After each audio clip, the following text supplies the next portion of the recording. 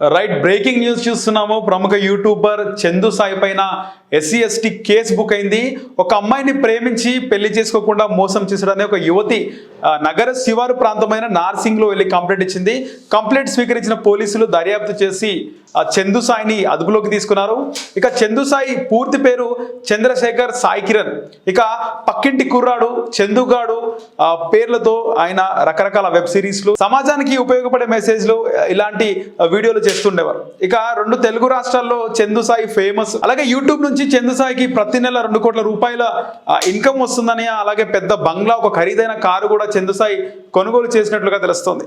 ఇక చందు సాయి గతంలో 2021 ఫిబ్రవరి 25న తన బర్త్డే ఉందని చెప్పేసి సదరు అమ్మాయిని ఇంటికి పిలిపించుకొని లైంగికంగా వేధించాడని, అత్యాచారానికి కూడా పాల్పడినట్లు అమ్మాయి ఫిర్యాదులో పేర్కొంది. అలాగే చందు సాయి చాలా రకాల వీడియోలు చేయడం జరిగింది. దాదాపు 4-5 సంవత్సరాల నుంచి చందు సాయి యూట్యూబ్లో ఫేమస్. అలాగే నాగబాబు కూడా చందుకి చాలా సన్నిహితంగా ఉంటారు. ఇక పక్కింటి కుర్రానండి, మీ పక్కింటి కుర్రాని, నేను గోదావరిని అని చెప్పేసి రకరకాల వీడియోలు మనం చూస్తుంటాం ఫేస్బుక్లో, యూట్యూబ్లో. చందు సాయి వీడియోలు చాలా పాపులర్. ఇలాంటి పాపులారిటీ వచ్చిన తర్వాత ఎందుకని చాలామంది ఇలాంటి యూట్యూబర్లు ఈ మధ్య ఇలాంటి సిచ్యువేషన్లో ఫేస్ చేస్తున్నారు.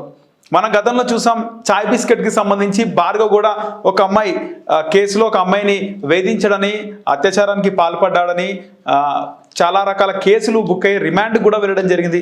సేమ్ అదే తీరులో ఇక్కడ చందు సాయి కూడా ఒక అమ్మాయిని ప్రేమించి అమ్మాయిని వాడుకొని మోసం చేసిన కేసులో రిమాండ్కు వెళ్ళాడు. ఇప్పుడు పోలీసులు చందు సాయి మీదే కాకుండా చందు సాయి తల్లిదండ్రులు ఇంకా 2 ఫ్రెండ్స్ పైన కూడా కేసు నమోదు చేశారు.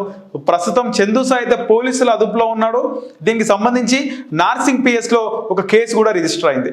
ఇక చందు సాయి యూట్యూబ్లో 2 ప్రముఖ ఛానల్స్ ఉన్నాయి. ఆ ఛానల్స్ పైన చందు సాయికి ప్రతి నెల 2 కోట్ల రూపాయల ఇన్కమ్ వస్తుంది.